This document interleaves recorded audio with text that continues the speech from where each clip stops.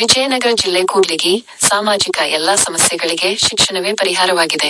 ಕಾರಣ ಸರ್ವರೂ ಶೈಕ್ಷಣಿಕ ಪ್ರಗತಿಗೆ ಹೆಚ್ಚು ಒತ್ತು ನೀಡಬೇಕಿದೆ ಎಂದು ಶಾಸಕ ಡಾ ಎನ್ ಟಿ ಶ್ರೀನಿವಾಸ್ ಕ್ಷೇತ್ರದ ಜನತೆಗೆ ಕರೆ ನೀಡಿದರು. ದೇವಸ್ಥಾನಗಳಿಗೆ ಒಲವು ತೋರುವ ಬದಲು ಸರ್ಕಾರಿ ಶಾಲೆಗಳ ಕ್ಷೇಮಕ್ಕಾಗಿ ಒಲವು ತೋರಬೇಕಿದೆ ಎಂದು ಸಲಹೆ ನೀಡಿದರು. ಕ್ಷೇತ್ರದ ಬಹುತೇಕ ಕಡೆಗಳಲ್ಲಿ ದೇವಸ್ಥಾನದ ಜೀರ್ಣೋದ್ಧಾರಕ್ಕಾಗಿ ಹಗಲಿರುಳು ಶ್ರಮಿಸಲಾಗುತ್ತಿದೆ. ಬದಲಾಗಿ ಸರ್ಕಾರಿ ಶಾಲೆಗಳ ಕ್ಷೇಮಾಭಿವೃದ್ಧಿಗೆ ಹಾಗೂ ಗುಣಮಟ್ಟದ ಶಿಕ್ಷಣ ಒದಗಿಸಿ ಶೈಕ್ಷಣಿಕವಾಗಿ ಸುಧಾರಿಸುವ ನಿಟ್ಟಿನಲ್ಲಿ ಸರ್ವರೂ ಶ್ರಮಿಸಬೇಕಿದೆ ಎಂದರು. ಅವರು ಪಟ್ಟಣದ ಪ್ರವಾಸಿ ಮಂದಿರದಲ್ಲಿ 2026-27ನೇ ಸಾಲಿಗೆ ನೂತನವಾಗಿ ಪ್ರಾರಂಭವಾಗಲಿರುವ 30 ECCE ಮತ್ತು 7 KPS ಶಾಲೆಗಳು ಹಾಗೂ 3 ಶಾಲೆಗಳನ್ನು ಪ್ರೌಢ ಶಾಲೆಗಳಾಗಿ ಉನ್ನತೀಕರಿಸಿರುವ ಕುರಿತು ಮಾಹಿತಿ ನೀಡಲು ಹಾಗೂ ಸಾಧಕ ಬಾಧಕಗಳನ್ನು ಚರ್ಚಿಸುವುದಕ್ಕಾಗಿ ಶಾಲೆಗಳ SDM, ಸಿ ಅಧ್ಯಕ್ಷರು ಹಾಗೂ ಶಾಲೆಗಳ ಮುಖ್ಯ ಶಿಕ್ಷಕರಿಗಾಗಿ ಆಯೋಜಿಸಲಾಗಿದ್ದ ಸಭೆಯಲ್ಲಿ ಮಾತನಾಡಿದರು. ತಾವು ಶಾಸಕರಾದಾಗಿನಿಂದ ಈವರೆಗೆ ಕ್ಷೇತ್ರದ ಬಹುತೇಕ ಗ್ರಾಮಗಳಿಗೆ ಭೇಟಿ ನೀಡಿದ್ದು, ಹಲವು ಗ್ರಾಮಗಳಲ್ಲಿ ಯುವಕರು ಕುಡಿತ ಸೇರಿದಂತೆ ಅನೇಕ ವ್ಯಸನಗಳಿಗೆ ಜೂಜು ಮೋಜು ಮಸ್ತಿಗಳಿಗೆ ತುತ್ತಾಗಿರುವುದನ್ನು ಕಂಡಿದ್ದು, ಕೆಲ ಯುವಕರು ವ್ಯಸನಗಳಿಂದಲೇ ತಮ್ಮ ಜೀವ ಹಾಗೂ ಜೀವನಗಳನ್ನು ಕಳೆದುಕೊಂಡಿರುವುದು ಕಾಣಬಹುದಾಗಿದೆ ಎಂದು ತೀವ್ರ ವಿಷಾದ ವ್ಯಕ್ತಪಡಿಸಿದರು. ಹಳ್ಳಿಗಳಲ್ಲಿ ಪ್ರೌಢ ಶಾಲೆಗಳು ಇಲ್ಲದೆ ಕಾರಣ ಅಕ್ಷರ ಜ್ಞಾನದ ಕೊರತೆ ಉಂಟಾಗಿದೆ. ಇದರಿಂದಾಗಿ ಹೆಣ್ಣು ಮಕ್ಕಳು ಶಿಕ್ಷಣದಿಂದ ವಂಚಿತರಾಗುತ್ತಿದ್ದು, ಬಾಲ್ಯ ವಿವಾಹ ಹಾಗೂ ಚಿಕ್ಕ ವಯಸ್ಸಿಗೆ ಗರ್ಭಿಣಿಯರಾಗಿ ವಯೋಮಾನಕ್ಕೂ ಮುನ್ನವೇ ಗರ್ಭಧರಿಸಿ ಅನಾರೋಗ್ಯಕ್ಕೀಡಾಗಿ ಹೆರಿಗೆ ವೇಳೆ ಸಾಕಷ್ಟು ಜನರು ಪೋಕ್ಸೋ ಕೇಸ್ ಪ್ರಕರಣಕ್ಕೆ ತುತ್ತಾಗಿದ್ದಾರೆ. ಮಾತ್ರವಲ್ಲ, ಸಾಮಾಜಿಕ ಸಮಸ್ಯೆಗಳಿಗೆಲ್ಲ ಶಿಕ್ಷಣವೇ ಮದ್ದು ಎಂದು ಶಾಸಕರು ಪುನರುಚ್ಚರಿಸಿದರು.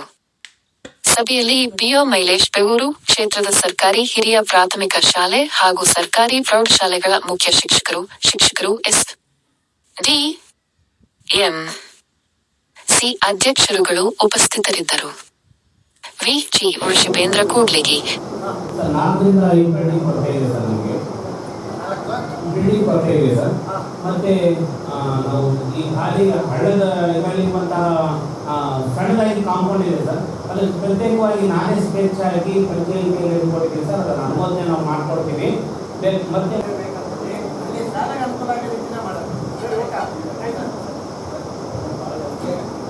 ಇಲ್ಲಿವರೆಗೂ ಸಾಕಷ್ಟು ಮಾಹಿತಿಯನ್ನು ನಾವು ಚರ್ಚೆ ಮಾಡಿದ್ವಿ. ಬೆಳಿಗ್ಗೆಯಿಂದ ಇದುವರೆಗೂ ಎಲ್ಲೂ ಸಭೆ ಮಾಡಿಲ್ಲ. ನಾವು ಮೊದಲನೇ ಬಾರಿಗೆ ನಾವು ಹೆಡ್ ಮಾಸ್ಟರ್ ಈ ಥರ ಒಂದು ಸಭೆ ಮಾಡೋಣ ಅಂತ ಹೇಳಿ ಚರ್ಚೆ ಮಾಡಿದಾಗ ಇಷ್ಟು ಒತ್ತಡಗಳ ನಡುವೆ ಕೂಡ ದುಃಖ ಆಯಿತು. ಅಲ್ಲಿ ಜಾಸ್ತಿ ಬಡ ಮಕ್ಕಳು ಜಾಸ್ತಿ ಇರ್ತಾರೆ ಸರ್. ಒಂದು ನೀವೇ ಸ್ವಂತ ದುಡ್ಡು ಕೊಟ್ಟು ಜಾಗವನ್ನು ಖರೀದಿಸಿ ಈಗ 3 ಬಿಲ್ಡಿಂಗ್ ಹಾಕಿದೆ ಸರ್. 3 ಬಿಲ್ಡಿಂಗ್ ಪ್ರೋಸೆಸ್ ನಡೆದಿದ್ದಾವೆ ಸರ್. ಮತ್ತೆ ಈಗ 2 ಬಿಲ್ಡಿಂಗ್ ಬೇಕಾಗ್ತದೆ ಸರ್. ನಾನು ದೇವಸ್ಥಾನ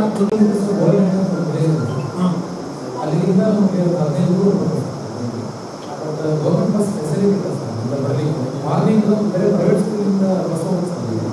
ಅಲ್ಲಿ ಚಾರ್ಜ್ ಕೊಟ್ಟು ಬರ್ತಾ ಇದ್ದೀವಿ.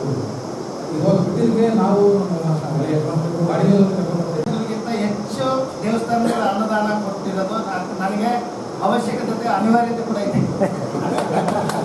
ತುಂಬ ಧನ್ಯವಾದಗಳು. ಈಗ ಹಂಗಂತೇಳಿ ನಾವು ಡಿಫೋಕಸ್ ಆಗೋದಿಲ್ಲ.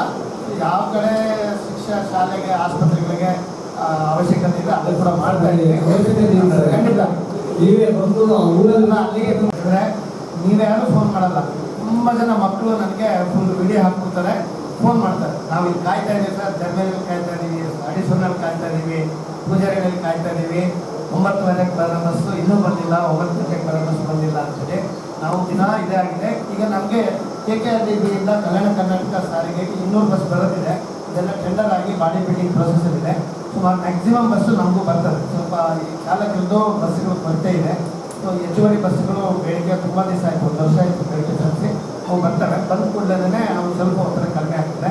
ಸೊ ಇರೋದ್ರಲ್ಲಿ ನಾವು ಮ್ಯಾಕ್ಸಿಮಮ್ ಜೂನ್ನಲ್ಲಿ ನಡೆಸ್ಬಿಟ್ಟು ಒಂದು ಬಿಲ್ಡಿಂಗ್ಸ್ ಈಗಾಗಲೇ 3 ವರ್ಷ ಸ್ಟಾರ್ಟ್ ಆಗಿದೆ ಸರ್. ಅವು ಇನ್ನೂ ಇನ್ಕಂಪ್ಲೀಟ್ ಇದೆ ಸರ್. ಅಷ್ಟೊತ್ತಿದೆ ಕಾಂಟ್ರಾಕ್ಟರ್ ಪ್ರಾಬ್ಲಮ್ ಆಗಿದೆ. ಊರುಗಳಿದ್ದಾವೆ. ಅದೆಲ್ಲರೂ ಸ್ವಲ್ಪ ಮಕ್ಕಳಿಗೆ ಎಲ್ಲ ಪೇರೆಂಟ್ಸ್ಗೂ ಎಲ್ಲರೂ ತಿಳುವಳಿಕೆ ಬರೋಕ್ಕೆ ಇಲ್ಲಿ ಕಾಲೇಜ್ ಆಗಿದೆ, ಇಲ್ಲಿ ಹೈಸ್ಕೂಲ್ ಆಗಿದೆ, ನಿಮ್ಮೂರಲ್ಲಿ ಆಗಿದೆ, ನಿಮ್ಮ ಪಕ್ಕದೂರಲ್ಲಿ ಆಗಿದೆ ಅಂತ ಹೇಳ್ಬಿಟ್ಟು ಸ್ವಲ್ಪ ಪ್ರಚಾರ ವ್ಯವಸ್ಥೆ ಕೂಡ ನಮ್ಮ ಕಡೆಯಿಂದ ಸ್ವಲ್ಪ ಜನ ಆಗ್ತದೆ. ಅದನ್ನು ಹಾಕಂತ ಗ್ರಾಮ ಪಂಚಾಯತ್ ಬೇಕಾದಲ್ಲಿ ಹಾಕಂತ ಕೆಲಸ ಮಾಡೋಣ. ನಮಗೂ ನಿರಂತರವಾಗಿ ಜನವರಿ 22ರಿಂದ ಅಧಿವೇಶನ ಸ್ಟಾರ್ಟ್ ಆಯಿತು. ಅದು 2 ವಾರ ಇತ್ತು. ಅದಾದಮೇಲೆ ಮತ್ತೆ ನಮ್ಮ ಬಜೆಟ್ ಅಧಿವೇಶನ ಸ್ಟಾರ್ಟ್ ಆಯಿತು. ಅದು 1 ತಿಂಗಳಿತ್ತು. ದಾವಣಗೆರೆ ಎಲೆಕ್ಷನ್, ಮತ್ತು ಹೈದರಾಬಾದ್ ಪ್ರೋಗ್ರಾಮು, ಡೆಲ್ಲಿ ಪ್ರೋಗ್ರಾಮ್ 2 ತಿಂಗಳಿಂದ ನಾವು ನಮ್ಮ ಜನಸ್ಪಂದನ ಕಾರ್ಯಕ್ರಮವನ್ನು ಮಾಡೋಕ್ಕಾಗಿಲ್ಲ. ಮತ್ತು ತುಂಬ 120 ಹಳ್ಳಿಗಳಿಗೂ ಅಧಿಕ ಭೂಮಿ ಪೂಜೆಗಳು ಹಳ್ಳಿಗಳಿಗೆ ಬಾಕಿ ಇರೋದು. ತುಂಬ ಅಭಿವೃದ್ಧಿ ಕಾಮಗಾರಿಗಳು ನಿಮ್ಮ ಅದರಲ್ಲಿ ಶಾಲೆಗಳಿದ್ದಾವೆ, ಅಂಗನವಾಡಿಗಳಿದ್ದಾವೆ, ಬಿಸಿ ಊಟ ಕೊಠಡಿಗಳಿದೆ, ಶೌಚಾಲಯಗಳಿದ್ದಾವೆ, ದೊಡ್ಡ ದೊಡ್ಡ ಮೊರಾರ್ಜಿ ಶಾಲೆ ಇದೆ, ನಮ್ಮ ಆಸ್ಪತ್ರೆ ಇದೆ, ದೊಡ್ಡ ದೊಡ್ಡ ಚೆಕ್ ಡ್ಯಾಮ್ ಇದೆ, ಕೆರೆ ಇದೆ. ಆಯಿತಾ, ತುಂಬ ಒಳ್ಳೊಳ್ಳೆ ಈ ರಸ್ತೆ ಅಗಲೀಕರಣ ಇದೆ. ಬೇಕೋಟೆಲಿದೆ, ಉಜ್ಜಿನಿಲಿದೆ, ಹೊಸಹಳ್ಳಿಲಿದೆ, ಕೂಡ್ಲಿಗಿಲಿದೆ, ಮತ್ತು ಚಿಕ್ಕವಳ್ಳಿಲಿದೆ. ಎಲ್ಲ ತುಂಬ ಅಭಿವೃದ್ಧಿ ಕಾಮಗಾರಿಗಳು ನಿರಂತರವಾದ ಒತ್ತಡಗಳಿಂದ ಈಗ 1 ತಿಂಗಳು 2 ತಿಂಗಳಿಂದ ಇದರ ಮದುವೆ ರೀತಿ ಸೈಂಟಿಫಿಕ್ ಆಗಿ ಎಲ್ಲ ಜಿಯೋಗ್ರಫಿಕ್ ಆಗಿ ಅಲ್ಲಿ ಅವಶ್ಯಕತೆ ಇರೋದಕ್ಕೆ ಅವನ್ನ ಅಪ್ರೂವ್ ಮಾಡಿಸ್ತೀವಿ. ಸೊ ಅದಕ್ಕೋಸ್ಕರ ನಿಮ್ಮ ಜವಾಬ್ದಾರಿ ಅದು.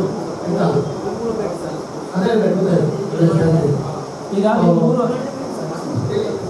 3 ಹೈಸ್ಕೂಲ್ಗಳಿಗೆ ನಾನು ಆಗಲೇ ಹೇಳಿದ್ದೆ. 3 ಹೈಸ್ಕೂಲಿಗೆ ಸಂಬಂಧಪಟ್ಟಂತೆ ಹೇಳಿ ಬಿಲ್ಡಿಂಗನ್ನು ಈಗ DPR ಮಾಡಿ ಅದನ್ನು ಬಿಲ್ಡಿಂಗ್ ಕಟ್ಟಲಿಕ್ಕೆ ಈಗಾಗಲೇ ಸಾಹೇಬ್ ದುಡ್ಡು ಕೊಟ್ಟಿದ್ದಾರಂತೆ. ಸಾಹೇಬ್ರ ಅನುದಾನದಲ್ಲಿದೆ. ನೀವು 3 ವರ್ಷದ ಸ್ಯಾಲರಿ ಆಗಲೇ ತೆಗೆಸಿಟ್ಟು ಅದು ಅನುಮತಿ ಸಿಕ್ಕಿದೆ. ಈಗ ನಮಗೆ ಜೂನಿಂದ ಕ್ಲಾಸ್ ಸ್ಟಾರ್ಟ್ ಆಗಬೇಕು, ಓಪನ್ ಆಗಬೇಕು ಸ್ಕೂಲು. ಹೈಸ್ಕೂಲು ಫಂಕ್ಷನಿಂಗ್ ಸ್ಟಾರ್ಟ್ ಆಗಬೇಕು ಅನ್ನೋದಿದ್ದರೆ ನೀವೇನು ಮಾಡಬೇಕು ಅಂತ ಹೇಳಿದ್ರೆ, ನಿಮ್ಮ ಪ್ರೈಮರಿ ಪ್ರಿಮಿಸಸ್ಸಲ್ಲೇ 9th ಸ್ಟ್ಯಾಂಡರ್ಡು ಸ್ಟಾರ್ಟ್ ಆಗಬೇಕು. ದಯವಿಟ್ಟು ಇದನ್ನ ಅರ್ಥ ಮಾಡ್ಕೊಳ್ರಿ. ಅದಕ್ಕೆ ವ್ಯಾಪಕವಾಗಿರ್ತಕ್ಕಂಥ ಒಂದು ಪ್ರಚಾರ ಕೊಟ್ಟು ನಮ್ಮಲ್ಲಿ ಪ್ರೌಢಶಾಲೆ ಆಗ್ತಾ ಇದೆ, ಜೂನಿಂದ ಪ್ರಾರಂಭ ಆಗ್ತದೆ, ನಿಮ್ಮ ಮಕ್ಕಳನ್ನ ಇಲ್ಲಿ ಸೇರಿಸಿದೆ ಅಂತಕ್ಕಂಥದ್ದು ಲಾಸ್ಟ್ ಟೈಮ್ ಮೀಟಿಂಗ್ಗಳೊಳಗೆ ನಾನು ನಿಮಗೆ ಹೇಳಿ ಕಳಿಸಿದ್ದೀನಿ. ಸೊ ಈಗಲೂ ನಾನು ಹೇಳ್ತಾ ಇದ್ದೀನಲ್ಲ, ಈಗಲೂ ನೀವು ಒಂದು ತಲೆಯಲ್ಲಿ ಇಟ್ಕೊಂಡಿರಿ, ಕರ್ನಾಟಕದಲ್ಲಿ ಯಾವ ಶಾಸಕರು ಕೂಡ ನೀವು ಈ ಥರ ಕೂರಿಸಿ ಮೀಟಿಂಗ್ ಮಾಡಿರೋಂಥ ಒಂದು ನಿದರ್ಶನ ಮೀಟಿಂಗ್ ಆದಮೇಲೆ ನನಗೆ ಹೇಳ್ತೀನಿ. ಇದೇ ಫಸ್ಟ್ ಟೈಮ್ ಕೂಡ್ಲಿಗಿ ತಾಲೂಕಿನಲ್ಲಿ ನಾನು ಶಾಸಕರಿಗೆ ಅವರೇ ಕಾಳಜಿಯಿಂದ ಎಲ್ಲರೂ ಕರೆಸಿ ನಾನು ಒಂದ್ಸರಿ ಮಾತಾಡ್ತೀನಿ ಅಂತ ಹೇಳಿ ಅವರ ತುಂಬ ಕಾಳಜಿಯಿಂದ ಸಭೆಯನ್ನು ಏರ್ಪಡಿಸಿರೋಂಥದ್ದು. ನಿಮಗೆ ಇಲ್ಲಾಂದರೆ ನೀವು ಸುಮ್ಮನೆ ಸ್ಟಾರ್ಟ್ ಮಾಡಿದರೆ ಅದಕ್ಕೊಂದು ಸೈಂಟಿಫಿಕ್ ಆಗಿ ಯಾವುದೇ ನೀವು ಮಾಡಲಿಕ್ಕಾಗಲ್ಲ ಅಂತ. ಅದಕ್ಕೆ ಒಂದು ಯಾವ ರೀತಿ ಸ್ಟಾರ್ಟ್. ಸೊ ಇದಕ್ಕೆ ನೀವೆಲ್ಲರೂ ಸ್ವಲ್ಪ ಸಹಕಾರ ಕೊಡಬೇಕು. ಮತ್ತು ನೀವು ಕೂಡ ನಾನು ನೋಡಿದ್ರೆ ನಿಜವಾಗ ನನಗೂ ಬೇಜಾರಾಗುತ್ತೆ. ಇಂಥ ವಿಷಯದಲ್ಲಿ ನಿಮಗೂ ಒಂದು ಪಾಠ ಮಾಡೋದು ಫ್ಯಾನ್ ಇಲ್ಲ, ಬೆಳಕಿಲ್ಲ, ನಿಮ್ಮ ಬೇಸಿಕ್ ಸೌಲಭ್ಯ ಕೂಡ ಕೊಡೋಂಥದ್ದು. ನಾವೀಗ ಕಂಪಲ್ಸರಿ ನಾನು ಇಂಜಿನಿಯರ್ಸ್ಗೂ ಕಾಂಟ್ರಾಕ್ಟ್ಗೂ ಹೇಳಿದ್ವಿ, 2 ಫ್ಯಾನ್ದು ಕಂಪಲ್ಸರಿ ಬಿಡಬೇಕು. ಲೈಟಿಂಗ್ ವ್ಯವಸ್ಥೆ ಎಷ್ಟೊಂದು ಕಡೆ ಈಗ 5-6 ವರ್ಷದಿಂದ ಕಲಿಸಿರೋದು ಕೂಡ ಕನಿಷ್ಠ ಒಂದು ಹುಕ್ಕಿ ಕೂಡ ಬಿಟ್ಟಿಲ್ಲ ಫ್ಯಾನ್ ಹಾಕೋದಕ್ಕೆ. ಆಯ್ತಾ, ಆ ಸೀಲಿಂಗ್ ವಾಲ್ ಫ್ಯಾನ್ ಹಾಕಿದ್ರೆ ಏನಾಗುತ್ತೆ, ಶಬ್ದ ಬರುತ್ತೆ. ನೀವು ಪಾಠ ಮಾಡೋದನ್ನು ಎಕೋ ಆಗುತ್ತೆ, ಇಲ್ಲಂದ್ರೆ ಶಬ್ದ ಆಗುತ್ತೆ. ಆ ಥರದ್ದು ಆಗೋದಿಲ್ಲ. ಆಯ್ತಾ, ಸೀಲಿಂಗ್ ಫ್ಯಾನ್ ಇದ್ರೆ ಆಗ್ತದೆ. ಅಂದರೆ ಎಷ್ಟೊಂದು ದಡ್ಡತನದಿಂದ ಕೆಲಸಗಳಾಗಿದೆ. ಅದಕ್ಕೆ ಆ ಥರ ಆಗಬಾರ್ದು. ಯಾಕಂದರೆ ನಿಮ್ಮ ಪ್ರಿವೇಸಲ್ಲೇ ಅಭಿವೃದ್ಧಿ ಕಾಮಗಾರಿಗಳು ಆಗ್ತಾ ಇರ್ತವೆ. ಸಣ್ಣ ಪುಟ್ಟ ತಪ್ಪುಗಳಾಗಿದ್ರೆ ಖಂಡಿತ ನೀವು ಅದನ್ನು ನಮ್ಮ ಗಮನಕ್ಕೆ ತರಬೇಕು. ಇಲ್ಲಾಂತಂದರೆ ಸಂಬಂಧಪಟ್ಟ ಇವ್ರಿಗೆ, ಕಾಂಟ್ರಾಕ್ಟರ್ಗೆ, ಇಲ್ಲಾಂತಂದರೆ ಅಧಿಕಾರಿಗಳಿಗೆ, ಮುಲಾಜಿಗಳಿಗೆ ಗಮನಕ್ಕೆ ತರಬೇಕು. ಯಾಕಂದರೆ ಅಟ್ಲೀಸ್ಟ್ ಅಲ್ಟಿಮೇಟ್ಲಿ ನೀವಿರೋದಲ್ಲಿ ಸೊ ಅಟ್ಲೀಸ್ಟ್ ಒಂದು ಮೂಲಭೂತ ಸೌಕರ್ಯಗಳು ಒಳ್ಳೆ ಆಗಲಿ ಅಂತೇಳಿ ಇಡೀ 250ಕ್ಕೂ ಹೆಚ್ಚು ಶಾಲೆಗಳಿಗೂ ಇವೆಲ್ಲ ಅನುದಾನಕ್ಕೆ ನಾವು ಶಿಫಾರಸು ಮಾಡಿದ್ವಿ. ಆಲ್ಮೋಸ್ಟ್ ಎಲ್ಲದಕ್ಕೂ ಈಗ ಅನುದಾನ ಬರೋ ನಿರೀಕ್ಷೆ ಇದೀವಿ. ಎಲ್ಲ ಒಂದು ಅಲ್ಲಿ ಇಡೀ ತಾಲೂಕಿಗೂ ಶಿಕ್ಷಣ ಇಲಾಖೆಗೂ, ಅದು diploma college, ITI college, degree college, ಮತ್ತು ನಮ್ಮ ಎಲ್ಲ ಹಾಸ್ಟೆಲ್ಗಳು, ಎಲ್ಲ ಅಂಗನವಾಡಿಗಳು, ಮತ್ತು ಎಲ್ಲ ನಮ್ಮ ಪಶು ಚಿಕಿತ್ಸಾಲಯಗಳು, ಎಲ್ಲ ಶಿಕ್ಷಣ ಆರೋಗ್ಯ ಇಲಾಖೆಗೆ ಸಂಬಂಧಪಟ್ಟ ಎಲ್ಲ ಒಂದು ಡೆವಲಪ್ಮೆಂಟ್ ವರ್ಕ್ಸನ್ನು ಏಕಕಾಲಕ್ಕೆ ರೆಡಿ ಮಾಡೋದಕ್ಕೆ ಎಲ್ಲ ರೀತಿ ಸಿದ್ಧತೆ ಮಾಡ್ಕೊಂಡಿದ್ದೀವಿ. ನಿಮ್ಮ ಎಲ್ಲ ಶಾಲೆಗಳು ಅದು ಸೇರಿದ್ದಾವೆ. ಜೊತೆ ವಿಶೇಷವಾಗಿ ಸ್ವಲ್ಪ ಹೈಸ್ಕೂಲುಗಳು, ಕಾಲೇಜುಗಳಿಗೆ ಸ್ವಲ್ಪ ಹೆಚ್ಚು ಒತ್ತು ಕೊಡಬೇಕು ಅಂತ ನೋಡಿ. ಯಾರಿಗೂ ಇಲ್ಲಿ ಕಾಂಪಿಟೇಷನು ಇಲ್ಲ, ಯಾರಿಗೂ ತೊಂದರೆ ಮಾಡಬೇಕು ಅನ್ನೋದು ಉದ್ದೇಶ ಇಲ್ಲ. ಇವತ್ತಿನವರೆಗೂ 80% ನಮ್ಮ ದೇಶದಲ್ಲಿ ಖಾಸಗಿ ಶಿಕ್ಷಣ ಸಂಸ್ಥೆಗಳಿದ್ದಾರೆ, ಖಾಸಗಿ ಆಸ್ಪತ್ರೆಗಳಿದ್ದಾರೆ. ನಮ್ಮ ದೇಶದಲ್ಲಿ ಸೇವೆ ಒದಗಿಸ್ತಾ ಇದೆ. ಗೊತ್ತಾಯ್ತಾ? ನಾಳೆ ರಾತ್ರಿ ಎಲ್ಲ ಬದಲಾಗ್ಬಿಟ್ಟು ಎಲ್ಲ ಗೌರ್ಮೆಂಟ್ ಬರೋದಿಲ್ಲ. ಎಲ್ಲ ಒಂದು ಸಾಮಾಜಿಕ ಬದಲಾವಣೆ ಆಗಿತ್ತು. ಅಟ್ಲೀಸ್ಟ್ ಒಂದು ನಾವು ಒಂದು ಸರ್ಕಾರದ ಭಾಗವಾಗಿ ಸರ್ಕಾರದ ಒಂದು ಸಂಬಳ ತಗೊಳ್ತಾ ಇದ್ದೀವಿ, ಸರ್ಕಾರದ ಒಂದು ಋಣದಲ್ಲಿದ್ದೀವಿ ಅಂತಂದರೆ ಒಂದು ಬದ್ಧತೆಯಿಂದ ಸರ್ಕಾರದ ಪರವಾಗಿ